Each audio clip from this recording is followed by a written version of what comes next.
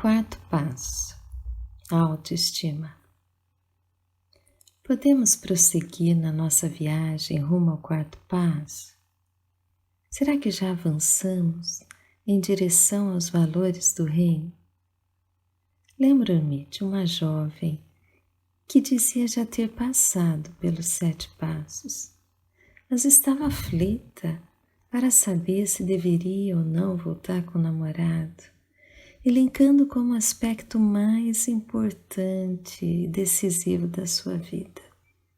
Sem dúvida, ela só passou pelos 7 passos, não os transformou em vida. Por isso, Jesus afirma no final do Sermão da Montanha: aquele que ouve essas minhas palavras e as põe em prática. Caso contrário, será de pouca valia. O texto diz assim: assim, todo aquele que ouve essas minhas palavras e as põe em prática será comparado ao homem sensato que construiu sua casa sobre a rocha. Caiu a chuva, vieram as enxurradas, sopraram os ventos e deram contra aquela casa, mas ela não caiu, porque estava alicerçada sobre a rocha. Mateus 7, de 24 a 25. Tal processo já foi explicado detalhadamente no livro Os 7 Passos de Cura do Sermão da Montanha. Aqui continuaremos a refletir a sintonia desses passos com o conteúdo do Santo Rosário, que é a Escola de Maria. Vimos nos capítulos anteriores que trazemos em nós muitos enganos, falsas verdades, fazendo com que nunca estejamos satisfeitos com o que somos, nem tampouco reconciliados com a nossa história, com o nosso passado. E isso nos é essencial. Somente a partir de uma visão, uma revisão profunda a respeito dos valores da vida é que será possível o resgate da nossa autoimagem. Ao engrandecer o que é apenas superficial e transitório, torna-se impossível a construção de uma autoestima alicerçada na rocha, capaz de enfrentar as diversas dificuldades da vida sem desmoronar, sem naufragar. Hoje, estamos diante de pessoas que se veem como feitas de areia. Qualquer maré alta as desintegram. Quantos jovens que por um fracasso escolar, por obter pouco destaque nas redes sociais, pela dificuldade com os pais ou por rompimento de namoros, estão a se cortar ou a tentar suicídio. Sem dúvida, somos frágeis, pequenos, mas vocacionados a nos unir com o Supremo, com a fonte de toda a fortaleza, sabedoria, conselho, paz e alegria. Há inúmeros exemplos de homens e de mulheres que, em união com o Senhor, enfrentaram situações dificílimas com uma perfeita resiliência e superação. E você? Onde está edificada a sua autoestima? Na rocha ou na areia? O quarto passo do Sermão da Montanha.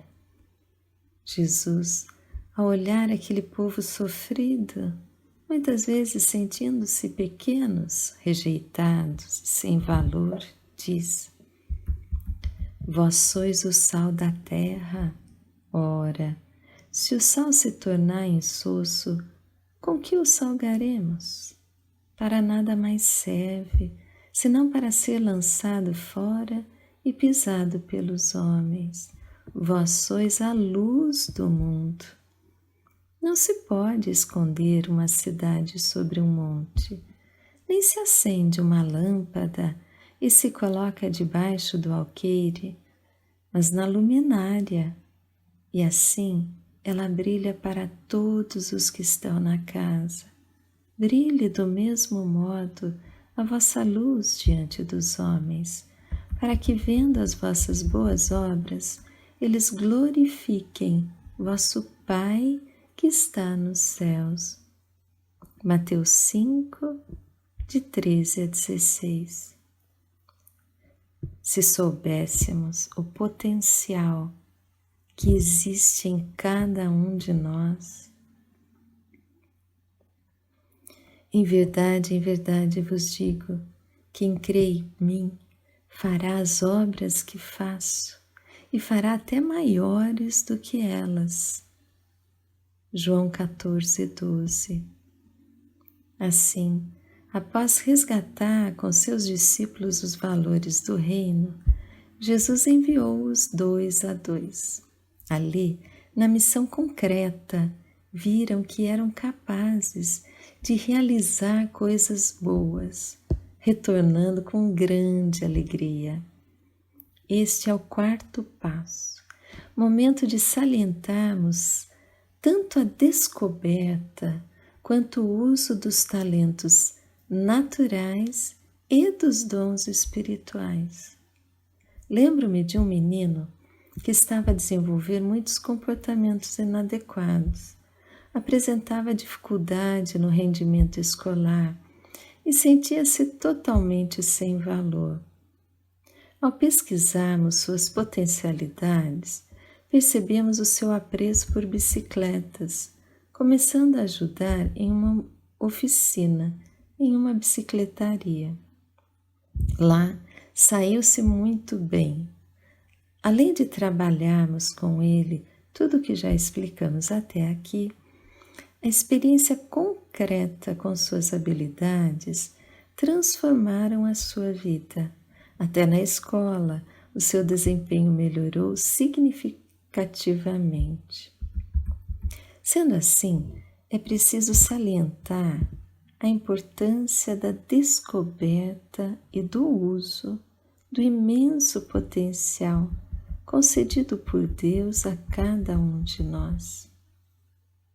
Meditemos com calma na parábola dos talentos.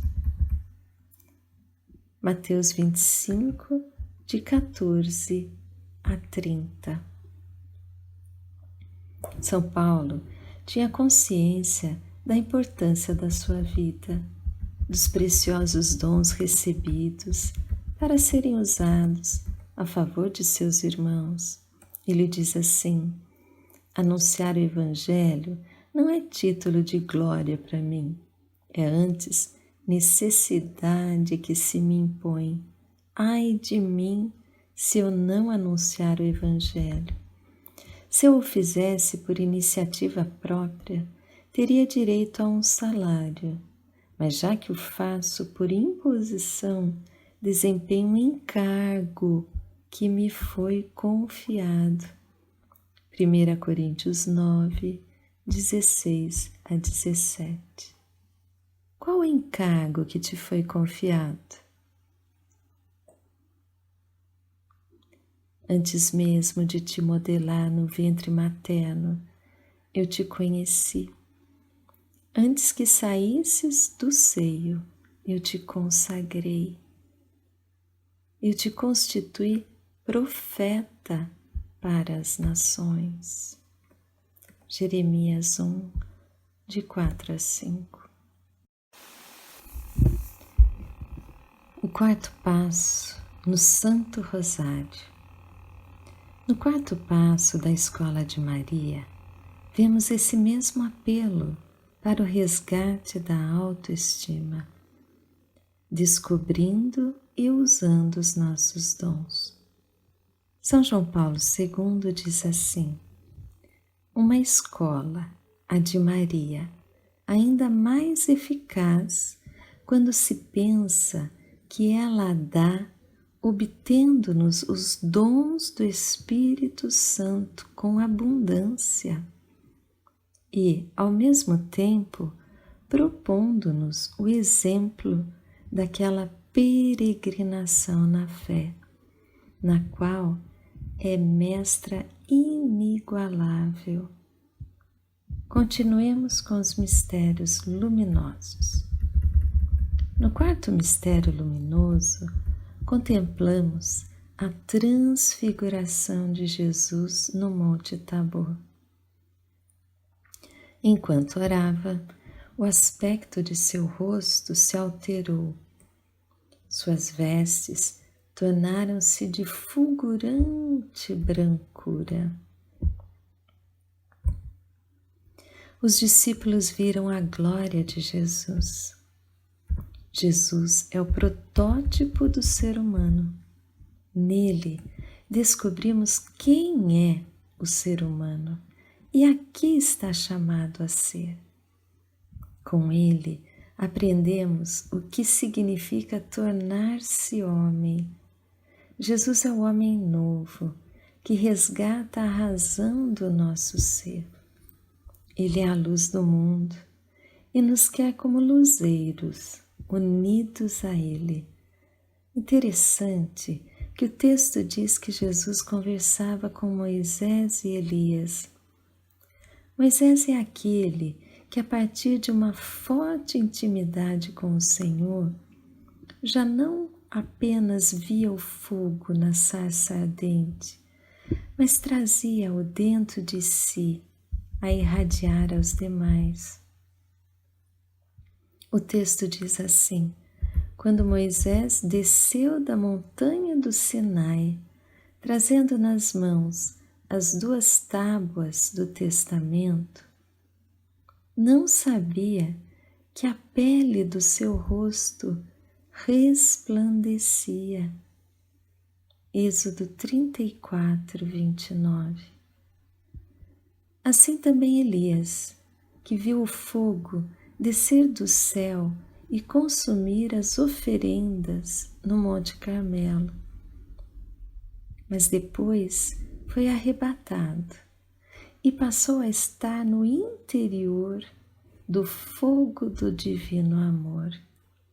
O texto diz assim: e aconteceu que, enquanto andavam e conversavam, Elias e Eliseu, eis que um carro de fogo e cavalos de fogo os separaram um do outro, e Elias subiu ao céu no turbilhão. 2 Reis 2:11. Que maravilha, que fonte de alegria eterna, poder contemplar em si próprio a chama viva de amor. É como declara Nossa Senhora: me proclamarão bem-aventurada todas as gerações, porque realizou em mim maravilhas aquele que é poderoso e cujo nome é santo. Que possamos também nós cantar o nosso Magnífica, porque o Senhor quer fazer maravilhas em nós e através de nós. Quer tornar-nos bem-aventurados, felizes. Lembro-me de uma família que encontramos em condições de vida subhumanas, morando em 2 cômodos sem portas, em um lugar de frequente alagamento, sem saneamento básico e sem rede elétrica. Estavam abatidos com uma alimentação à base de farinha de milho. Com a graça de Deus, pudemos acompanhar esta família, promovendo-a. No dia em que concluímos uma casa e fizemos a mudança, estávamos mais felizes do que eles. Nossa amiga, a que esteve mais à frente desse caso, partilhou: não me contenho de tamanha alegria. Em Cristo, somos convidados a essa vida nova de amor. Não podemos nos contentar em apenas contemplá-lo exteriormente, mas sim vivo a agir em nós. Viver em Deus, com Ele e nele. Para tanto, precisamos ser carne da sua carne, ter o mesmo sangue divino a correr em nossas veias. Jesus o diz: quem come minha carne e bebe meu sangue, permanece em mim e eu nele, assim como o Pai que vive me enviou e eu vivo pelo Pai. Também aquele que de mim se alimenta viverá por mim. No quinto mistério luminoso, contemplamos a instituição da Eucaristia na última ceia. Quando chegou a hora, ele se pôs à mesa com seus apóstolos e disse-lhes: desejei ardentemente comer esta Páscoa convosco antes de sofrer. Lucas 22:15. Jesus deseja ardentemente partilhar esta Páscoa, esta nossa libertação, para que nada possa nos separar de seu amor e da consciência da nossa verdadeira identidade em Deus. As quartas moradas de Santa Teresa de Jesus. Estamos nesse quarto momento do nosso itinerário. Façamos uma comparação deste com uma viagem ao fundo do mar. Ao olharmos o oceano de longe, apenas imaginamos como ele é. Ao aproximarmos dele, molhando apenas os nossos pés, sentiremos o toque das águas, das ondas. Mas ao mergulharmos bem equipados, iremos alcançar profundezas cada vez maiores, descobrindo riquezas imensas e inimagináveis, verdadeiros tesouros escondidos. É maravilhoso pensar que dentro de nós há um universo imensamente maior do que todo o oceano. No interior do nosso castelo habita o próprio Deus. Por isso, Jesus afirma que somos a luz do mundo, pois a fonte da luz está em nós.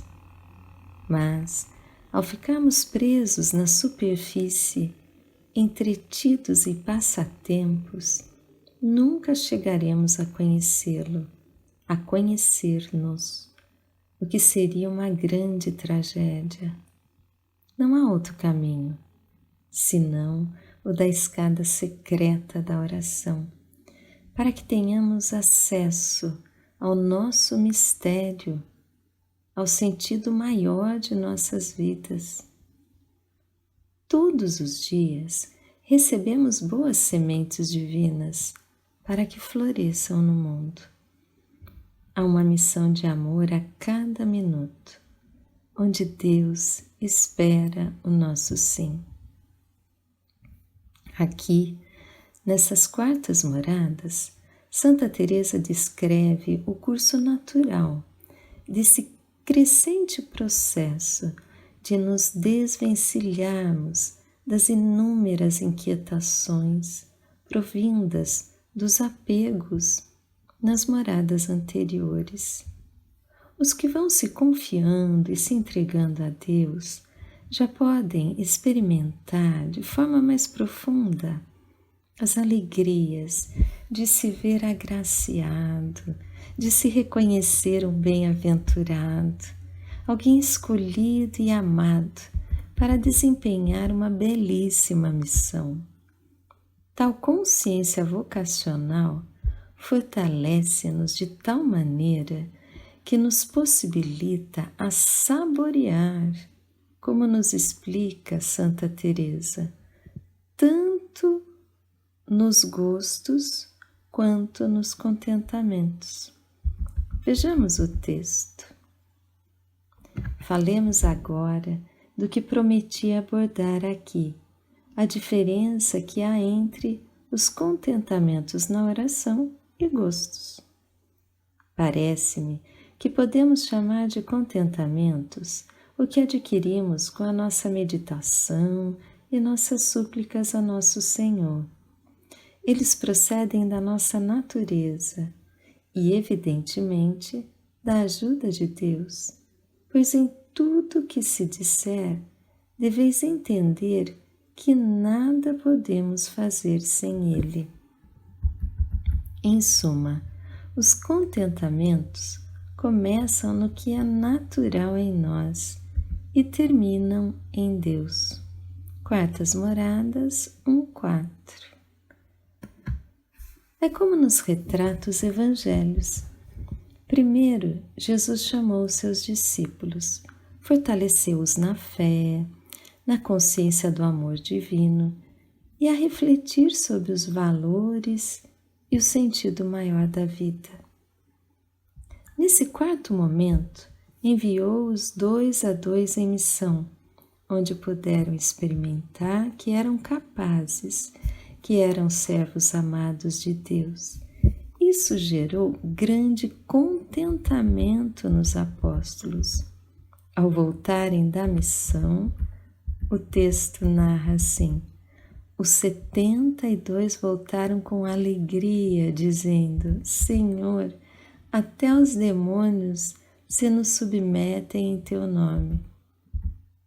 Assim também nós sentimos grande alegria quando, após uma primeira conversão, caminhando em uma vida de oração e participação dos sacramentos, assumimos trabalhos nas diversas pastorais.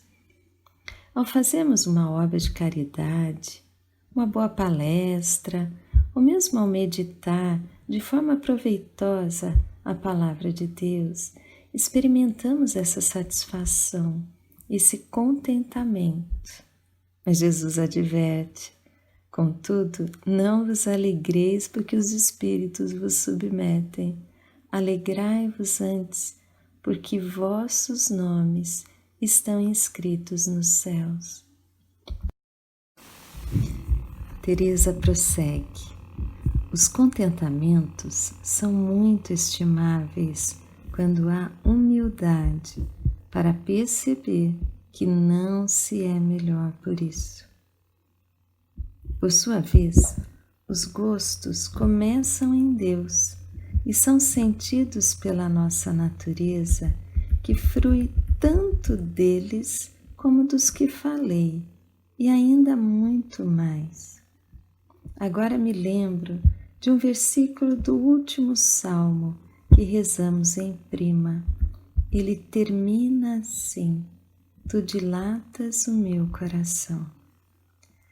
Essas palavras são suficientes para quem tem muita experiência compreenda a diferença que há entre contentamentos e gostos.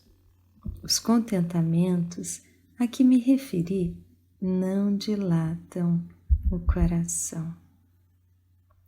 Quartas Moradas 1:5.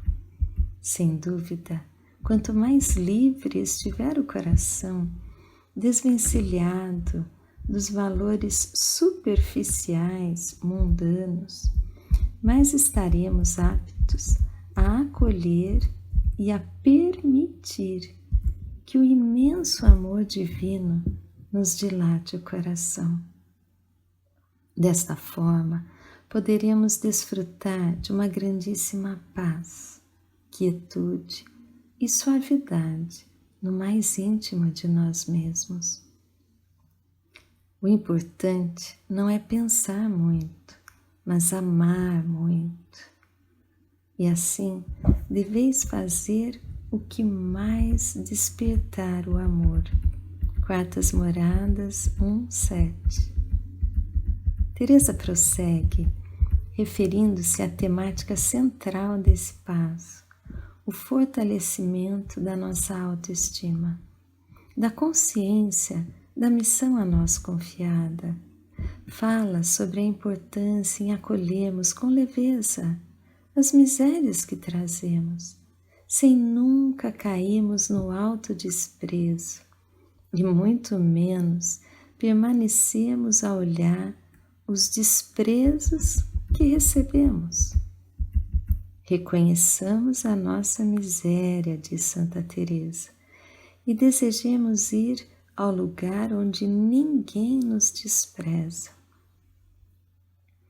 O que é de fato penoso e quase insuportável é que queiramos vir a descansar dos 1000 sofrimentos que há no mundo, que o próprio Senhor deseje preparar-nos o descanso e que o impedimento esteja em nós mesmas. Por isso, Senhor, levai-nos ao lugar onde não sejamos desprezadas por nossas misérias, que parecem às vezes escarnecer na alma. Quartas Moradas 1:12. A Santa nos recorda que é preciso pedir ao esposo que nos livre destes pesares, da preocupação com que os outros pensam de nós, do perigo do menosprezo conosco mesmos. Procurar a glória advinda das pessoas é uma das maiores escravidões que podemos adentrar. Chegamos a nos desfigurar, a nos perder de nós mesmos, na tentativa de agradar, de manter o nosso prestígio, a aceitação da maioria. No Evangelho diz assim: quem fala por si mesmo procura a própria glória, mas aquele que procura a glória de quem o enviou é verdadeiro, e nele não há impostura. João 7:18. Sem dúvida que os gostos encontrados na oração, a experiência do amor de Deus em muito nos ajudarão a encontrar uma autoestima edificada na rocha, completamente diferente da que é fruto das conquistas passageiras. É uma consciência viva e permanente da nossa essência, da nossa participação em Cristo Jesus, o que faz jorrar uma fonte de água viva a partir do nosso interior. Ao falar dos gostos, Teresa descreve: a água vem de sua própria nascente, que é Deus. Assim, quando Sua Majestade deseja e é servido de conceder alguma graça sobrenatural, produz esta água com grandíssima paz, quietude e suavidade no mais íntimo de nós mesmos. Essa água vai correndo por todas as moradas e faculdades até chegar ao corpo. Por isso, eu disse que ela começa em Deus e termina em nós.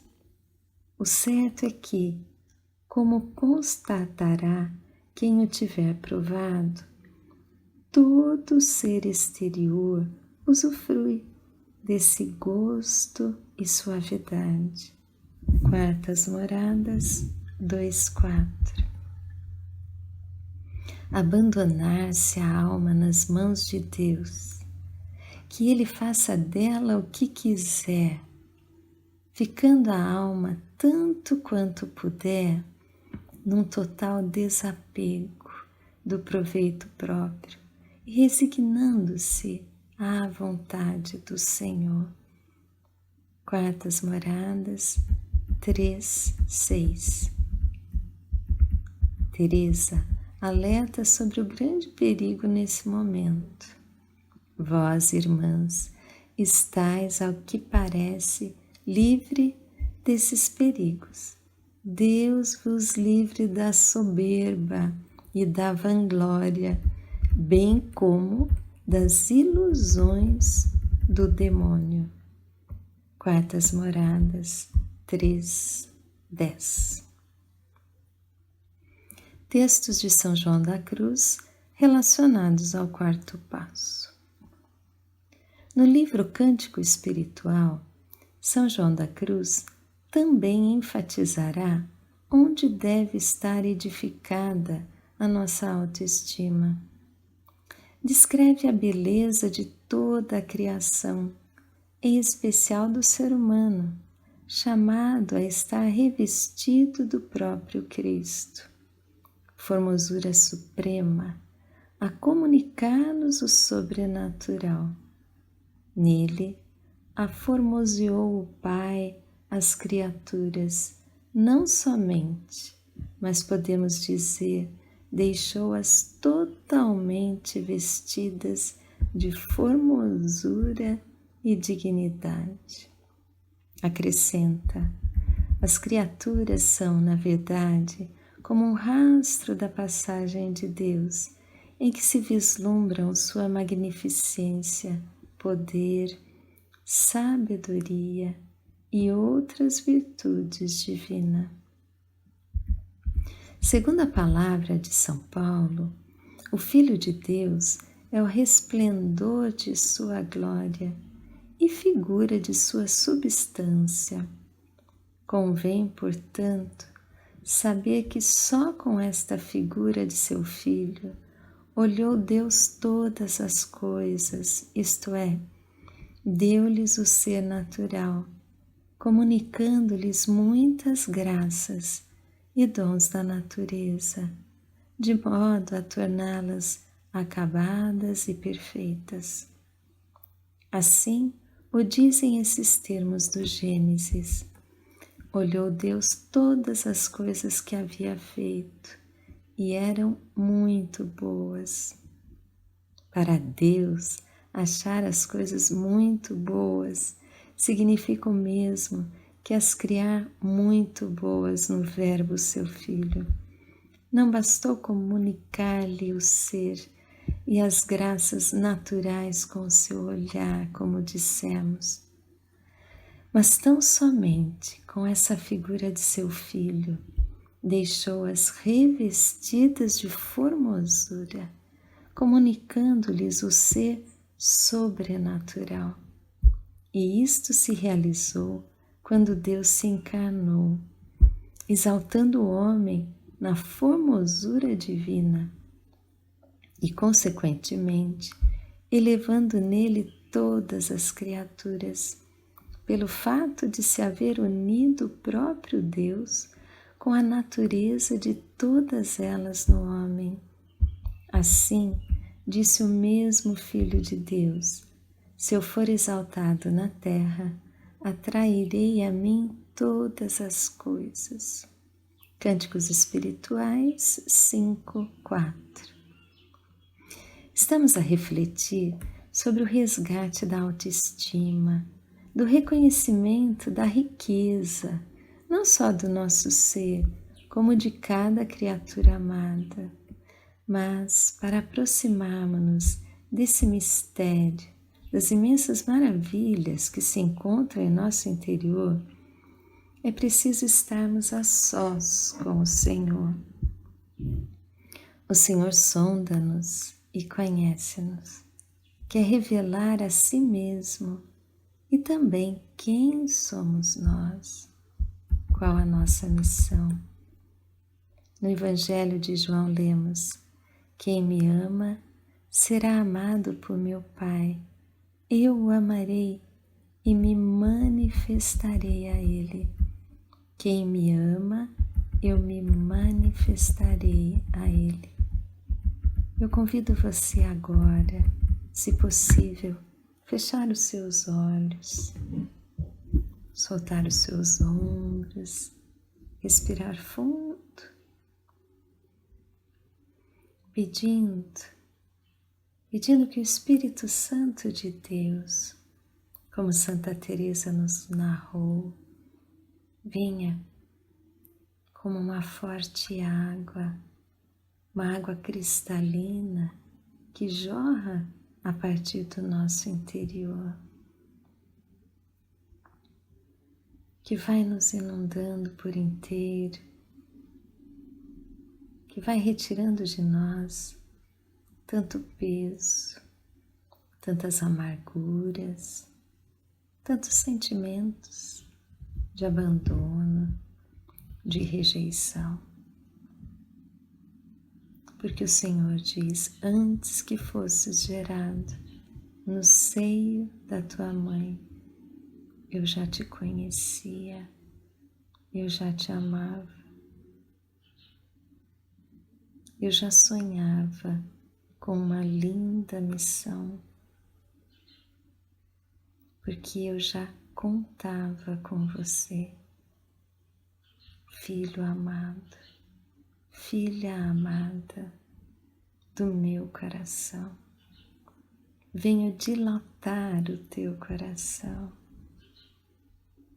Quero conceder a você a consciência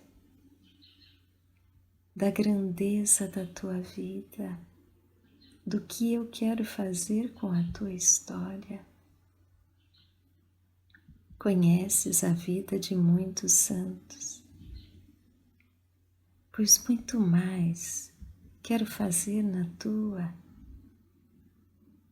porque sou um Deus de amor, um Deus fiel, um Deus de poder, que quer transformar a tudo. Eis que eu renovo todas as coisas e quero renovar a tua existência, para que possas viver em amplitude o seu chamado. Vós sois a luz do mundo. Porque eu sou a luz do mundo, diz Jesus, e eu quero estar em plenitude em você, com você, por amor. Deixa que essa presença amorosa, viva, verdadeira do Senhor, que está no mais profundo do teu ser, vá retirando de você toda mentira, todas as frases que foram mal ditas, frases impensadas, mentirosas, tais como: você não serve para nada, você faz tudo errado, eu não queria que você nascesse, você não foi desejado, o que há de errado com você? Você é um fracasso. Você é uma maravilha, sonhada e criada por Deus.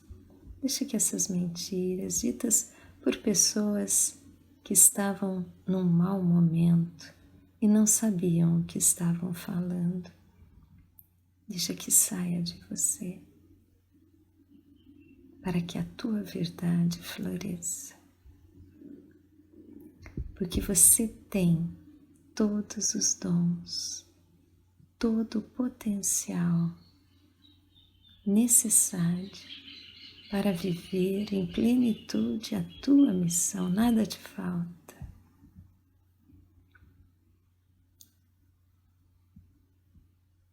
Deus habita no teu coração, na tua vida, e quer agir na tua história.